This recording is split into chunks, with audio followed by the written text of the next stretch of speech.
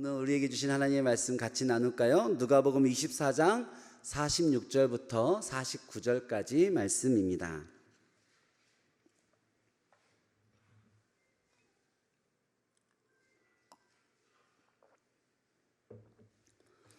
누가복음 24장 46절부터 49절까지 말씀, 제가 하나님의 말씀을 봉독하겠습니다.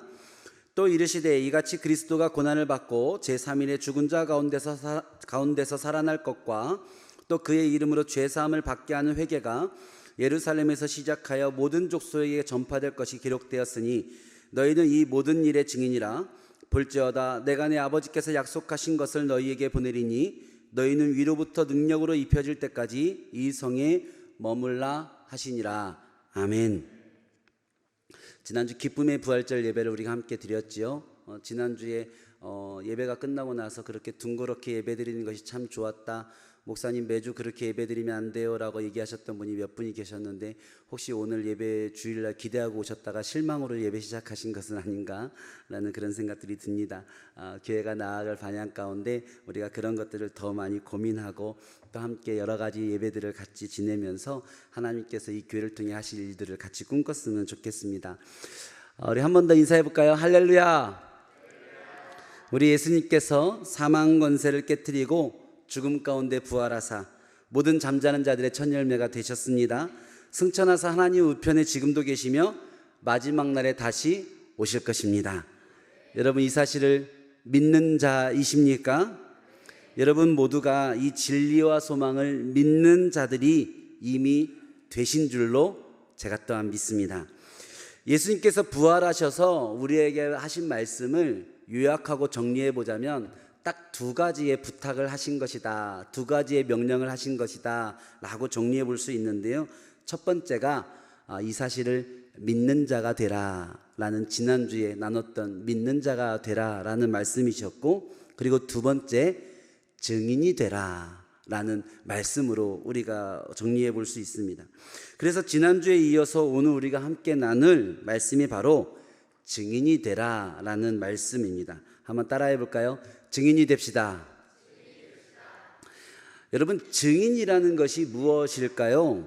증인이라는 것은 보고 들은 것. 누가요? 내가요. 내가 보고 들은 것, 즉 내가 경험한 것을 증언하는 사람을 증인이라고 합니다. 그래서 증인의 증언은 그 어떠한 사실과 사안에 대한 증거로서의 효력을 가지는 것이 증인이고, 증인이 증언이 되는 것이죠. 그렇다면 우리는 무엇에 대해서 증언하는 사람입니까? 무엇을 증거하기 위해 증인이 되는 건가요? 오늘 말씀 46절과 47절 말씀 같이 한번 읽어볼까요? 시작. 또 이르시되 이같이 그리스도가 고난을 받고 제3일에 죽은 자 가운데서 살아날 것과 또 그의 이름으로 죄사함을 받게 하는 회개가 예루살렘에서 시작하여 모든 족속에게 전파될 것이 기록되었으니. 아멘. 오늘 예수님은 우리가 증언해야 될, 증거가 돼야 될 이야기가 두 가지가 있다고 얘기합니다. 첫 번째는 예수님께서 부활하셨다라는 것, 예수님의 부활의 증인이 되는 거예요. 두 번째로는 그 예수님을 믿을 때 그 예수님 앞에서 우리의 죄를 회개하고 예수 그리스도를 구주로 영접하면 죄사함 받고 구원받는다는 것에 대한 증인, 그 구원에 대한 증언인 것입니다.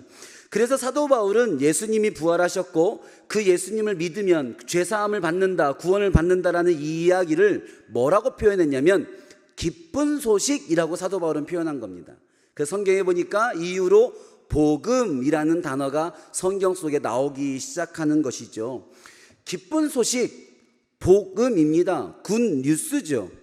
여러분, 뉴스를 전달하는 사람을 뭐라고 얘기합니까? 증인이라고 이야기하죠. 여러분, 9시 뉴스에 정찬일 증인입니다 이렇게 얘기하지 않잖아요. 이 이야기에 대해서 우리 이기대 증인이 나와서 소식을 전해주겠습니다 이렇게 이야기하지 않잖아요. 근데 내용만 보면 복된 소식이 맞거든요. 기쁜 소식인 거죠. 그래서 복음인 거죠. 이 이야기를 누군가가 해주면 되는 겁니다. 그래서 사실은 증인이 되라라는 말보다 전달자가 되라, 아니면 이 일의 기자가 되라, 소문을 내는 사람이 되라 라고 이야기해도 전혀 이 내용과 이상하고 어색해 보이지 않는다라는 겁니다. 그런데도 불구하고 예수님은 뭐라고 얘기하냐면 네가 기자가 되라, 어떤 전달자가 되라 라고 말하는 것이 아니라 증인이 되라 라고 명확하게 말씀하고 계시다라는 거죠. 이 이유가 무엇일까요? 그러면 증인이 어느 경우에 필요한가를 생각해 보면 되는 겁니다. 어느 때 증인을 필요로 할까? 어느 때 증인을 호출할까? 어떨 때입니까? 맞습니다. 반대하는 증언이 있는 경우에 증인이 필요한 겁니다. 이 사안에 대해서, 사실에 대해서 사실과 다른 반대하는 이야기를 하는 사람들이 있을 때 증인이란 사람의 영향력이 필요한 것이죠. 이 사실과 사안에 관해서 아무리 얘기해도 안 믿는 사람이 많을 때에 증인이라는 사람들이 필요로 하게 된다는 겁니다. 여러분, 이 이야기를 정리해 보면 어떻게 정리해 볼 수 있을까요? 예수님께서는 부활하시고 승천하시며 이 죄사함의 이 구원을 우리에게 선물로 주시면서 이 예수님의 부활과 죄사함의 기쁜 소식을 안 믿는 사람들이 있을 것이라고 생각하시는 거예요? 없을 것이라고 생각하는 거예요? 있을 것이라고 생각하는 거예요. 다 믿을 것이라고 생각하는 것이 아닌 것입니다. 사람들이 이 얘기를 다 좋아할 거라고 생각하는 거예요? 반대하는 사람들이 많을 것이라고 생각하는 겁니까? 반대하는 사람들이 있을 것이라 생각하는 거예요.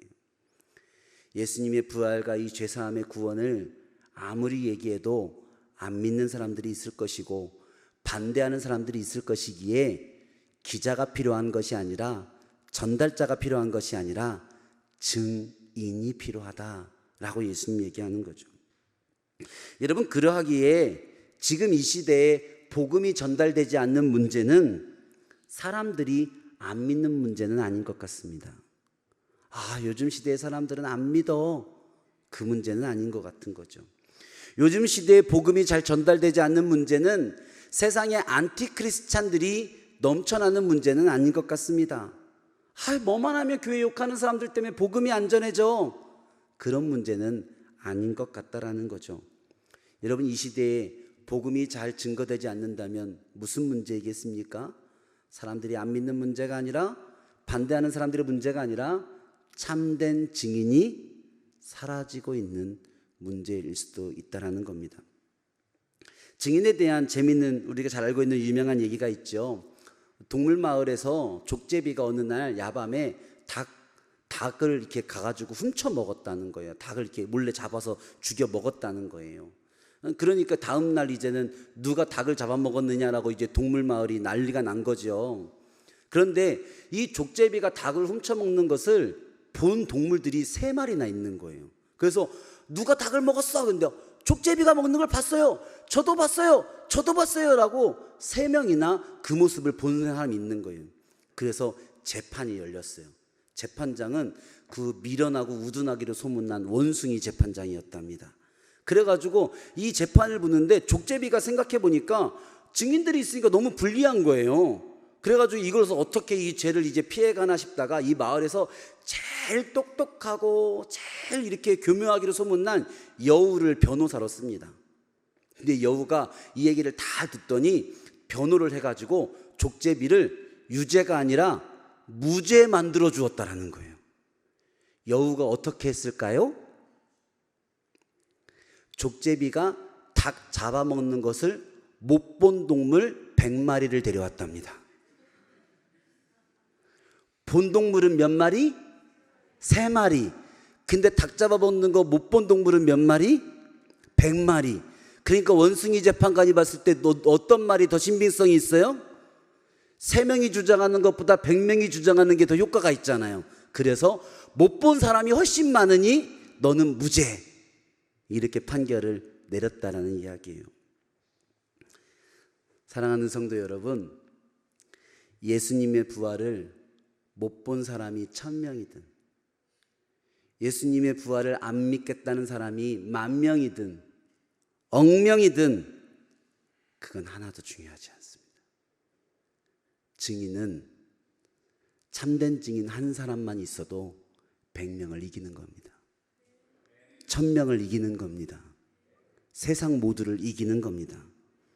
여러분, 부활을 정말로 믿고 있는 사람, 지난주에 우리가 같이 나눴던 그 믿는 자, 그 한 사람이면 되는 겁니다.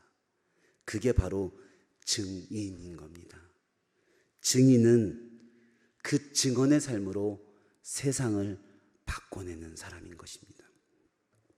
여러분, 그렇다면 그 증인으로 산다는 것은 구체적으로 어떤 삶을 이야기하는 것인가? 오늘 여러분들과 세 가지를 나누려고 하는데요. 첫 번째로 확신 있게 사는 삶입니다. 한번 따라해 봅시다. 확신 있게 살아야 합니다. 사도 바울은 자기의 목회 제자였던 디모데에게 디모데후서에서 이런 말씀을 남기고 있거든요. 같이 한번 더 읽어볼까요? 시작.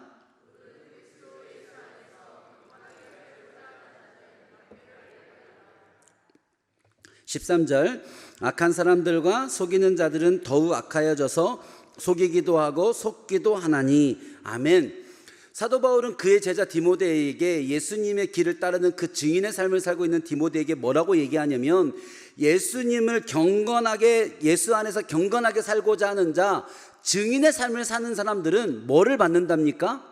박해를 받는다라는 거예요. 아까 이야기했듯이 세상은 그 이야기에 대해서 도전합니다. 안 믿는 사람들이 있어요. 반대하는 사람들이 있는 것은 당연하다는 겁니다. 그래서 증인이 증인석에 서게 되면 언제나 늘 반대의 신문을 받게 되는 거예요. 여러분, 증인에 한번 재판장에 가서 증인 한번 해보셨습니까? 저는 안 해봤습니다. 근데 영화나 드라마에서 보면요, 물어보잖아요. 이렇게 변호사나 누가 검찰이 물어보잖아요. 보셨습니까? 들으셨습니까? 물어봐요. 그럼 뭐라고 얘기하냐면, 봤습니다, 제가 들었습니다라고 얘기해요. 그러면 증언이 끝나던가요? 그렇지 않아요. 그 신문이 끝나고 나면 재판관이 반대 신문 하세요 라고 꼭 합니다. 꼭 반대 신문 하라고 얘기합니다. 그럼 반대 신문 한 사람들이 나와서 뭐라고 물어봐요? 진짜 보았습니까? 라고 물어봐요. 정말 그렇게 든 것이 맞습니까? 라고 물어봅니다. 여러분, 오늘 사도 바울이 얘기하는 것이 그것입니다. 예수 안에서 경건하게 사는 사람은, 증인의 삶을 사는 사람들은 언제나 반대 신문을 받으면서 살아가는 거예요. 좋은 질문만 받으며 살아가는 것이 증인의 삶이 아니라는 겁니다. 예수 안에서 경건하게 사는 자는 늘 박해를 받는다. 그게 사도 바울의 우리 증인의 삶에 대한 이야기라는 거죠. 여러분, 그럴 때 어떻게 해야 된다고요? 확신 있게 살아야 되는 겁니다. 애매모호하게 이야기하면 안 되는 겁니다. 자신 없게 얘기하면 안 되는 겁니다. 정말 봤습니까? 진짜 들었습니까? 라고 반대 신문할 때 그렇게 얘기하니까 아닌 것 같기도 하고 제가 본 것 같기도 한데 비슷하긴 했는데, 이렇게 얘기하면 뭐라고 얘기하겠어요? 재판장이 뭐라고 얘기했어요? 증인, 똑바로 이야기하십시오. 아까는 봤다면서요 라고 이야기하잖아요. 경험한 것 같이 얘기하지만 영화에서 본 겁니다. 확신 있게 얘기해야 증언이 된다는 겁니다. 증인의 삶은 확신 있게 살아야 그 증거의 삶이 된다는 거예요. 사도 바울은 그럴 때 우리가 두 가지의 사실에 관해서 확신을 가지고 있는 삶이 돼야 된다라고 이야기합니다. 우리 아까 읽었던 말씀 그 뒤편을 이어서 한번 읽어볼까요? 14절과 15절입니다. 시작. 그러나 너는 배우고 확신한 일에 거하라. 너는 내가 누구에게서 배운 것을 알며 또 어려서부터 성경을 알았나니 성경은 능히 너로 하여금 그리스도 예수 안에 있는 믿음으로 말미암아 구원에 이르는 지혜가 있게 하느니라. 아멘. 두 가지 일에 확신을 가지고 살아야 된다라고 이야기하는 거예요. 네가 반대 신문을 당할 때에, 세상으로부터 박해를 받을 때에 이 두 가지에 대한 확신을 잊지 말아라. 첫 번째 뭡니까? 누구에게 배우고 있는가. 두 번째, 성경. 누구에게 배우고 있는가는 교회를 이야기하는 것입니다.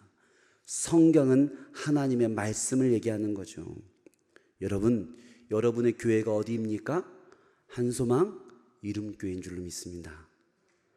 아니신 분은 저기 앞에 신천지는 출입금지라고 제가 써놓기는 했는데 여러분이 하나님께서 여러분에게 주신 교회가 어느 교회입니까? 한소망 이름교회입니다. 여러분, 교회에 관해서 확신이 있으십니까? 신앙생활하면서 이 교회에 대한 확신이 있으세요? 목사님들에 대한 확신이 있으십니까? 교회 리더들에 대한 확신이 있으십니까? 여러분, 그 확신이 잃어버리면 흐리멍텅해지는 겁니다. 그러면 증언이 약해지는 겁니다. 여러분, 최근에 주변에 있는 VIP 세 가족을 한번 교회에 초청해 오신 분이 계셨어요. 그분도 교회를 다니신 지 오래된 분은 아니세요. 근데 그분이 저에게 자기가 초청해 온 VIP를 소개하면서 그분에게 이렇게 교회를 소개하더라고요. 이 교회가 내가 1년 동안 검증하고 검증한 그 교회야 라고 얘기를 하시는 거예요. 내가 1년 동안 검증한 확실한 교회야. 이 교회 다녀. 이렇게 이야기를 하시는 거예요. 교회를 안 다니고 있었던 그분에게. 제가 이야기를 듣는데 이런 생각이 들었어요. 어떻게 교회에 대해서 저렇게 확신이 있을까? 새로 오신 분이 어떻게 교회에 대해서 저렇게 확신이 있을까? 여러분, 우리가 신앙생활하면서 이것보다 더 확신이 있어야 될 일이 뭐가 있겠습니까? 이 교회가 하나님께서 나에게 주신 교회다. 세상 기준으로는 완벽하지 않을 수 있지만 그래도 하나님께서 우리 목사님들을 통해 우리 목사님들을 사용하신다. 요즘 우리 사모님들이 올해부터 신학교 다니시면서 이름 틴즈와 키즈를 아이들을 가르치고 있는데 얼마나 열심히 공부하는지 몰라요. 제가 신학교 다닐 때보다 더 열심히 공부하시는 것 같아. 안수를 줘야 되나 이런 생각. 그래서 몇몇 교사분들이 사모님으로 불러야 되나 전도사님으로 불러야 되나 고민하다가 전도 사모님이라고 부르시는 분들이 연결이 되더라고요. 애매하게 연결해서 전도사 사모님, 전도 사모님. 네. 교회에서는 사모님이라고 부르면 되죠. 외부에서는 전도사님이라고 하지만 여러분, 우리 교회 이 전도 사모님들을 통해서 하나님이 놀라운 일을 하신다라고 확신해야 됩니다. 여러분, 우리 교회에 목자님들이 계시잖아요. 리더님들이 계시잖아요. 여러분, 그분들을 하나님께서 사용하신다라는 확신이 있어야 합니다. 여러분, 우리 신앙 가운데 이 확신이 있어야 되는 거예요. 이거 흐리멍텅하면 안 되는 거예요. 이거 애매모호하면 안 되는 거예요. 그러면 세상의 박해와 반대 신문을 이겨낼 수가 없다라고 얘기하는 겁니다. 두 번째로 무엇이라고 얘기합니까? 성경 배우고 확신한 일에 거하라. 어려서부터 네가 읽었던 이 말씀, 그 말씀 잃어버리면 안 된다. 여러분, 성경은 모든 신앙생활의 중심이 되는 것입니다. 성경 안에 다 있는 것입니다. 여러분, 성경을 읽으실 때 흥얼거리면서 읽어보세요. 여러분, 그러면 그게 뭐가 되는 거예요? 찬양이 되는 거예요. 하나님이 세상을 이처럼 하면 그게 찬양이 되는 거예요. 여러분, 찬양의 가사 가운데 가장 소중한 가사들이 뭡니까? 하나님 말씀으로 가사를 그대로 적은 정말 귀한 소중한 찬양들이 우리 주변에 있지 않습니까? 여러분, 성경이 찬양입니다. 여러분, 성경 말씀대로가 내가 살기를 소원해 보세요. 내 삶이 성경 말씀대로 살기를, 그게 뭡니까? 그게 기도인 겁니다. 여러분, 내 삶의 성경 말씀을 내 삶에 한번 선포해 보시면서 하루를 살아가 보세요. 그게 뭡니까? 그게 능력인 겁니다. 여러분, 성경만 있어도 이게 찬송이고 이게 기도고 이게 내 삶의 능력이 되는 겁니다. 할렐루야. 여러분, 성경에 모든 답이 있다는 것을 여러분 애매모호하게 생각하지 마십시오. 성경이 답이라는 것을 확신하십시오. 신앙의 어려움이 찾아옵니까? 삶의 어려움이 찾아옵니까? 많은 것들로 그것을 회복할 수 있지만 내가 어떻게 회복해야 됐다 모르겠다 싶으면 그냥 눈 감고 앉아서 성경 말씀 읽기 시작하면 다 해결됩니다. 여러분, 그게 말씀입니다. 할렐루야. 여러분, 성경에 우리의 마음이 확신으로 가득 찰 수 있는 여러분 삶이 되기 원합니다. 증인은 확신 있게 살아가는 겁니다. 내가 섬겨가고 있는 이 교회 공동체, 내가 듣고 있는 이 말씀에 확신을 가지며 살아가는 거죠. 증인으로 산다는 거, 그 두 번째, 일관되게 사는 겁니다. 따라해 볼까요? 일관되게 사는 것이다.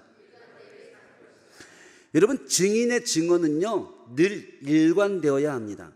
여러분, 아무리 확신 있게 이야기를 하고 자신 있게 말한다 할지라도 그 말이 일관되지 않으면, 지난주 재판장에 와가지고 그렇게 확신 있게 이야기했던 것이 이번 주 두 번째 재판장에 와서 그 말이 달라진다면 그 증언이 될 수 있겠습니까? 증인의 삶은 일관되어야 된다라는 거죠.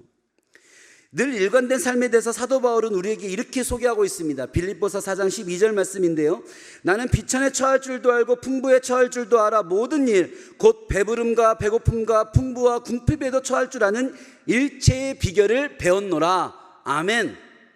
사도 바울이 무엇이라고 얘기하는 거예요? 나는 가난할 때나 나는 부할 때나 내 삶은 어떻다? 일관되다, 똑같다. 부자일 때도 가난할 때도 똑같다라고 이야기하는 겁니다. 여러분, 우리의 삶이 건강할 때와 아플 때가 똑같아야 합니다. 젊었을 때와 늙었을 때가 똑같아야 합니다. 할렐루야. 여러분, 내가 세상 가운데 인정받을 때나 내가 때로는 세상 가운데 핍박받을 때나 내 믿음이 똑같아야 합니다. 여러분, 나의 삶이 교회에서나 가정에서나 사회에서나 일관되어야 합니다.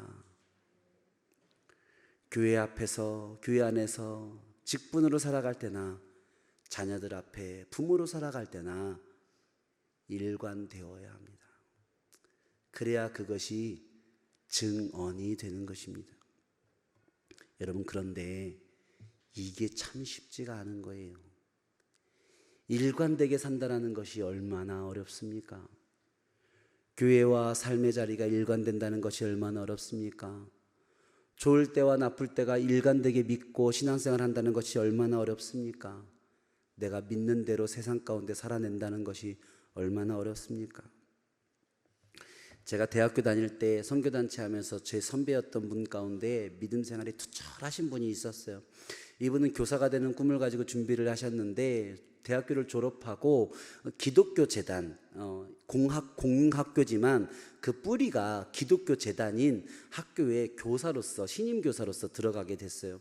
그런 학교들은 공립학교긴 하지만 이렇게 교사를 이렇게 면접 보거나 뽑을 때 이렇게 그러니까 사립재단이잖아요. 어쨌든 사립재단이다 보니까 이렇게 뽑을 때 이게 교회를 다니는가를 이렇게 물어볼 때가 많아요. 세례교인인가를 물어볼 때가 많아요. 그러니까 그런 기독교 재단의 학교에 교사를 가면 일단은 교장 선생님부터 모든 사람들이 다 일단은 믿음이 좋든 싫든 다 기독교인인 곳이죠.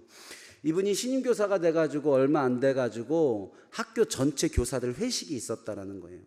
그래가지고 다 같이 모여서 회식 자리를 하는데 갑자기 교장 선생님인지 교관 선생님인지 누가 일어나서 회식 자리를 시작하면서 안내 이야기를 하고 기도합시다 하면서 식기도처럼 기도를 하시더라는 거죠. 다 교회 다니는 교사들이니까 다 같이 아멘 하면서 그곳에 모인 회식 자리에서 기도를 했는데, 기도를 끝나고 자 이제 음식 먹읍시다 했더니 문이 쫙 열리면서 갑자기 소주와 맥주가 이렇게 막 들어오더라는 겁니다. 그리고 막 상에 막 깔리고 이제 회식 자리에 자연스럽게 음주가 하게 되어진 것이죠. 이 열정 있고 믿음이 있었던 신임교사, 그것을 견디지 못한 거예요. 그래서 이분이 그 자리에서 일어나서 그렇게 그 신임교사가 그 교사인 모든 분들에게 그렇게 일어나서 이야기를 했답니다. 술을 먹는 것을 뭐라고 하지 않습니다. 그러나 우리는 기도를 안 하든지 술을 안 먹든지 둘 중에 하나를 선택해야 되는 것은 맞습니다 라고 이야기를 했다는 거예요.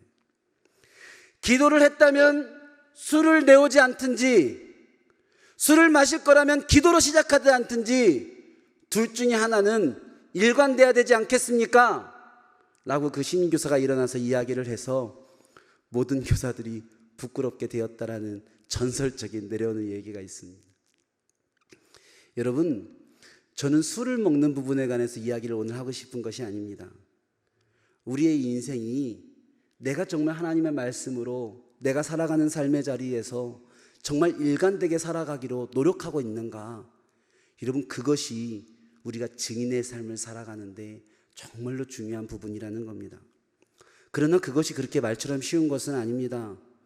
세상 살아가면서 부모로 살아가는 자리, 세상의 사업가로 살아가는 자리, 인생의 많은 자리에서 목사님 믿음으로 그렇게 일관되게 산다는 것 쉽습니까? 결코 쉽지 않죠.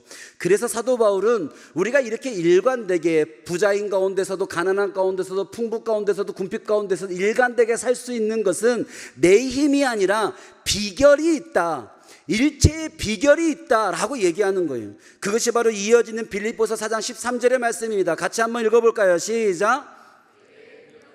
자 안에서 내가 모든 것을 할 수 있느니라. 아멘. 내가 이렇게 풍부할 때나 궁핍할 때나 내가 건강할 때나 약할 때나 내가 삶의 모든 자리에서 믿음과 복음으로 일관되게 살 수 있는 것은 나에게 그럴 만한 큰 능력이 있어서가 아니라 그때마다 나에게 능력 주시는 그분이 계시다. 할렐루야. 그것이 바로 비밀이다라고 이야기하는 거예요. 나에게 능력 주시는 그분, 내가 이 믿음으로 살 수 있도록, 이 박해와 고난과 세상 가운데 증인의 삶을 살 수 있도록 나를 도와주시는 그분이 바로 누구입니까? 오늘 우리가 읽은 본문 말씀은 그분을 성령 하나님이다 라고 우리 가운데 소개하고 있는 겁니다. 그래서 증인으로 산다는 것, 그 세 번째가 바로 성령 충만한 삶을 사는 것이다 라는 거죠. 한 번 더 따라해 볼까요? 성령 충만하게 사는 것입니다. 여러분, 오늘 본문은 우리에게 증인의 삶을 살아야 된다라고 명령하시면서 말씀하시면서 한 가지 전제 조건을 제안하십니다. 그것이 바로 뭐예요? 성령 세례를 먼저 꼭 받아야만 한다라고 이야기하는 거죠. 오늘 본문 말씀 49절 말씀 읽어볼까요?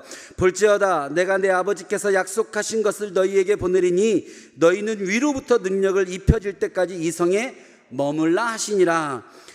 평행 본문인 사도행전에서는 이 성령의 세례가 꼭 있어야 할, 그냥 이렇게 넘어갈 수 없는 꼭 있어야 될 이야기라는 것을 조금 더 명확하게 우리 가운데 설명하고 있습니다. 사도행전 1장 4절에서 5절 말씀. 사도와 함께 모이사 그들에게 분부하여 이르시되 예루살렘을 떠나지 말고 내게서 들은 바 아버지께서 약속하신 것을 기다리라. 요한은 물로 세례를 베풀었으나 너희는 몇 날이 못되어 성령으로 세례를 받으리라 하셨느니라. 아멘. 누가는 오늘 이 사도행전의 말씀을 적으면서 이 성령의 세례는 꼭 기다려야 하는 것이다, 무조건 기다려서 먼저 받아야 되는 것이다 라고 말씀하고 있는 거죠. 여러분, 성령 세례를, 성령 충만을 어떻게 받는다고요? 기다려서 받는 겁니다. 여러분, 이게 참 생각해 보면 재밌는 거죠. 성령을 간구하라 라는 말씀이 없어요. 성령을 찾으라 라는 말씀이 없습니다. 성령을 두드리라 라는 말씀이 없어요. 누가복음 말씀에서도 사도행전 말씀에서도 성령을 무엇라고 말씀하고 있냐면 기다려라 라고 얘기하고 있는 거예요. 기다리라고 하는 것에, 기다리라고 하는 말이 기다리라는 말에는 어떤 의미가 담겨져 있는 겁니까? 내가 뭔가 노력해서 받는 게 아닌 거예요. 그냥 기다리는 거예요. 기다리면 거기에는 내 공로 10% 없고요, 1% 없고요, 100% 하나님께서 약속대로 주시는 것, 그것이 성령이다라고 얘기하는 거죠. 여러분, 성령은 믿는 자에게 하나님이 주시는 선물입니다. 아니요, 우리가 믿는 자가 될 때에 이미 성령이 우리 안에 계십니다. 성도 여러분, 하나님이 주시겠다고 약속하신 것이 있다면요, 기다리면 주십니다. 약속은 기다려서 이루는 것입니다. 하나님께서 여러분에게 혹시 삶자리에 약속하신 것이 있으십니까? 내가 주리라 약속하신 것이 있으세요? 여러분의 자녀들에게 약속하신 것이 있으십니까? 여러분의 사업장에 약속하신 것이 있으십니까? 내가 주리라, 내가 함께하리라, 내가 책임지리라 하나님이 약속하신 것이 있습니까? 여러분, 너무 애달지 마십시오. 너무 불안해하지 마십시오. 기다리면 하나님이 주십니다. 여러분, 하나님의 약속은 기다리는 겁니다. 기다리면 하나님이 그것을 허락하시는 겁니다. 하나님을 사랑하고 이웃을 사랑하는 성령 충만 가족 공동체, 올해의 표 교회 성령으로 충만하다, 하나님이 약속을 주셨으니 기다리고 기다리는 우리 모두에게 그 교회와 그 성령 충만함을 부어주실 줄로 믿습니다. 여러분, 그렇다면 하나님이 우리에게 부어주시는 이 성령 충만이라는 것은 도대체 무엇입니까? 여러 가지로 설명할 수 있겠지만 우리가 정말 성령에 관해서 잘 알고 있고 사랑하는 대표적인 말씀으로 이 시간 한번 나눠보고자 합니다. 로마서 8장 26절의 말씀이죠. 우리 한 번 더 읽어볼까요? 이와 같이 성령도 우리의 연약함을 도우시나니 마땅히 기도할 바를 알지 못하나 오직 성령이 말할 수 없는 탄식으로 우리를 위하여 친히 간구하시느니라. 아멘. 여러분, 성경에서 성령의 삶을 소개하는데 성령의 삶을 무엇이라고 소개하냐면 우리가 성령으로 무언가를 하는 삶이 아니라 성령 충만한 삶은 성령이 우리 가운데 오셔서 그 성령이 우리를 도우시는 삶이다 라고 그렇게 얘기하는 겁니다. 여러분, 성령 충만한 삶은요, 성령님이 우리를 도우시는 삶을 얘기하는 겁니다. 할렐루야. 우리가 증인으로서 확신 있게 살 수 있도록, 우리가 증인으로서 일관되게 살 수 있도록 성령님이 오셔서 우리를 도우시는 것입니다. 로마서 8장 26절의 말씀을 보면 연약함을 도우신다고 되어져 있어요. 한 주석책에는 이 연약함에 대해서 이렇게 써져 있더라고요. 성령의 도움이 필요할 수밖에 없는 인간의 무기력함. 내가 살아가고 있는 이 상황을 분석하지도 못하고 그것에 관해 지혜롭게 간구할 수 없는 우리의 무능, 그것이 연약함이다. 여러분, 우리에게는 이 무기력함과 무능이 있습니다. 아무것도 할 수 없을 것 같은 무기력함이 있어요. 어떻게 기도해야 할지도 알 수 없는 무능이 우리의 영적인 상황 가운데 있을 때가 있습니다. 근데 그 연약함을 어떻게 한다고요? 성령님이 도와주신다. 돕는다라는 단어는요, 헬라어 3가지 단어가 합쳐진 단어입니다. 쉬라는 단어와 난틸이라는 단어와 라바네타이라는 단어가 합쳐져서 쉬, 난틸, 라바네타이, 도운다라는 단어로 쓰여진 것입니다. 쉬라는 단어는 함께 하시는 겁니다. 함께 하는데 어느 갈 때 경찰이 나와 함께 하는 뭐 이런 함께가 아니라 연인이 함께 하는, 부모님이 함께 하는 그 따뜻한 함께함, 사랑이 넘치는 함께함을 나타내는 단어가 쉬입니다. 난틸은요, 내 힘이 닿지 않는다라는 뜻이에요. 내 능력이 닿지 않아요. 내 경험이 닿지 않아요. 내 지혜가 닿지 않아요. 그것이 난틸입니다. 라바네타이는 도와주시는데 어떻게 도와주시는 거냐면 떠맡다라는 뜻이 있어요. 그것을 내가 떠맡는 거예요. 여러분, 무슨 뜻입니까? 우리의 삶이 무기력하고 어떻게 기도할지도 알지 못할 정도로 무능할 때에 하나님이 우리와 따뜻하게 함께 하시는 거예요. 그리고 우리 힘이 닿지도 않는 그 문제를, 내 생각이 닿지도 않는 그 문제를 하나님이 떠맡아 주신다. 성령님이 떠맡아 주신다. 그것이 성령 충만한 삶이에요. 여러분, 우리는 성령 충만한 삶에 대해서 다시 한번 들여다봐야 됩니다. 성령 충만한 삶은 우리를 도우시기 위하여 하나님께서 요구하시는 삶이에요.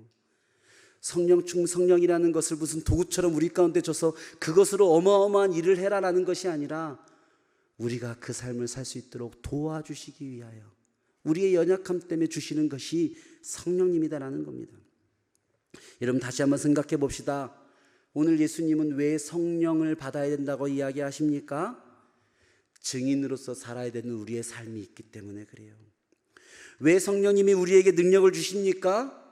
우리가 확신 있게 살기 위해서, 일관되게 살기 위하여. 내 힘으로 안 될 때가 많으니까, 어려울 때가 많으니까, 흔들릴 때가 많으니까 너 성령 받고 그 증인의 삶을 시작해라 라고 말씀하시는 거죠. 근데 마치 우리는 신앙생활의 종점에 성령 충만이 있는 것처럼 착각할 때가 있는 거예요. 내가 성령 충만하면 그것이 내 신앙생활의 모든 목적처럼 얘기할 때가 있는 겁니다. 아니요. 우리 신앙생활의 목적과 우리 신앙생활의 종점은 증인에 있는 겁니다. 증인의 삶을 사는 것에 있는 겁니다. 그리고 그 증인의 삶을 살 수 있도록 성령을 우리 가운데 주시는 것입니다. 말씀을 마무리하면서 우리가 너무나 잘 알고 있는 사도행전 1장 8절의 말씀을 한번 마지막으로 한번 같이 나누고 읽어보기 원합니다. 한번 읽어볼까요? 시작.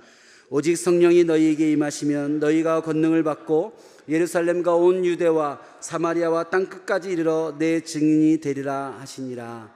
아멘.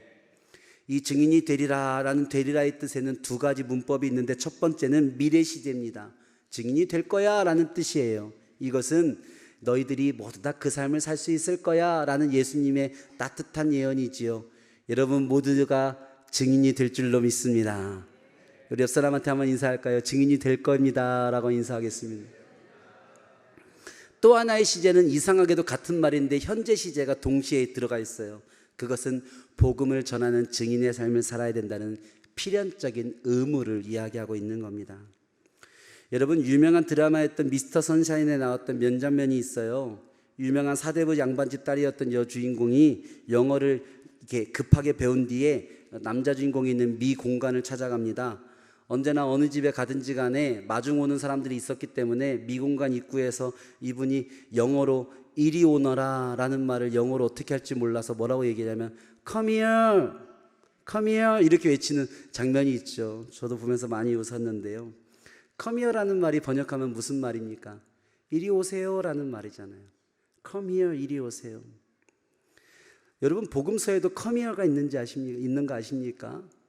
빌립이 나다나엘에게 빌립이 예수님을 소개할 때 예수님에 대해서 잘 이해하지 못하는 나다나엘에게 빌립이 Come here라고 얘기합니다.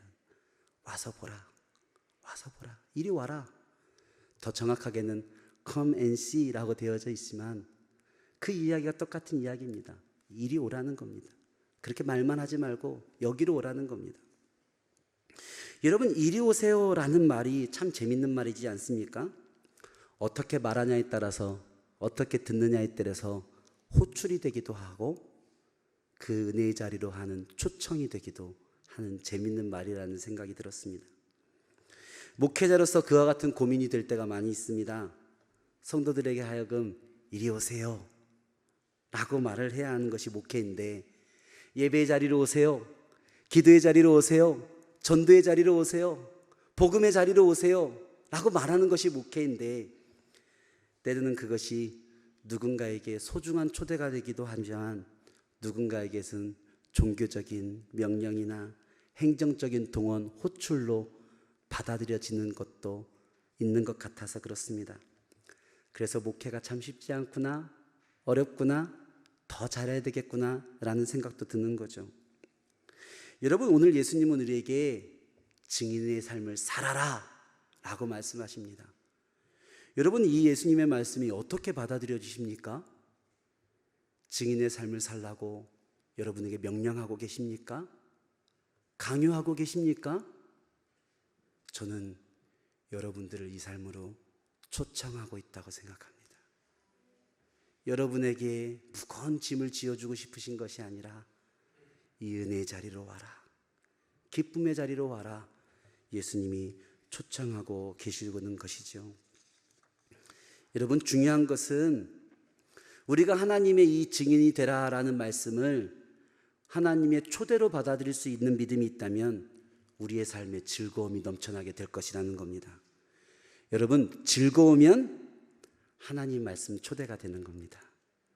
그런데 즐겁지 않아지면 그것은 초대가 아니라 동원이 되고 호출이 되는 겁니다. 여러분, 간단하지요? 신앙생활 어렵지 않습니다. 복잡하지 않아요. 즐거움은 초대요, 즐겁지 않으면 명령과 강압이 되는 겁니다. 물론 신앙생활 가운데서는 기본적으로 즐겁지 않아도, 때로는 힘들어도 사명감이라는 것으로, 책임감으로 해야 할 의미가 있는 것들도 당연히 있습니다. 그렇다고 해서 그것이 의미가 없는 것은 아닙니다. 그러나 여러분, 기본적으로 신앙은 즐거운 것입니다. 하나님께서 우리에게 원하시는 것은 항상 기뻐하는 것입니다. 항상 감사하는 것입니다. 그것을 잊어버리면 우리는 이 말 가운데 담겨져 있는 예수님의 초대를 잃어버리게 되는 거죠. 사랑하는 성도 여러분, 오늘 예수님은 우리를 증인의 삶으로 초대하고 계십니다. 그것은 결코 무거운 삶을 얘기하는 것이 아닙니다. 고통과 고난의 삶을 얘기하는 것이 아닙니다. 천국 오기 전까지 증인으로 고생하다가 천국 와라라는 예수님의 그런 이야기가 아닙니다. 증인이 되는 것은 기쁜 것입니다. 증인이 되는 것은 감사한 것입니다. 무엇보다 성령님이 우리가 그 삶을 기쁨으로, 감사함으로 살 수 있도록 우리와 함께 하시고 모든 것을 떠맡아 도와주시고 계시다라고 말씀하고 있는 겁니다. 여러분, 시대는 악하고 사람들의 마음은 점점 더 강팍해집니다. 모든 사람들이 본능적으로 희망이라는 것을, 본능적으로 소망이라는 것을 찾고 있습니다. 우리 가운데 그 희망과 소망이 있지 않습니까? 우리 가운데 그 기쁨의 소식이 있지 않습니까? 예수님의 부활과 죄사함의 구원, 그 영생의 소망을 우리는 가지고 있지 않습니까? 그렇다면 그들에게 그것을 알려주어야 하지 않겠습니까? 예루살렘을 넘어 온 유대와 사마리아와 땅끝까지 확신 있게 일관되게 이 복음을 전해야 합니다. 기도하겠습니다. 하나님, 하나님의 말씀을 전합니다. 하나님의 소식을 전합니다.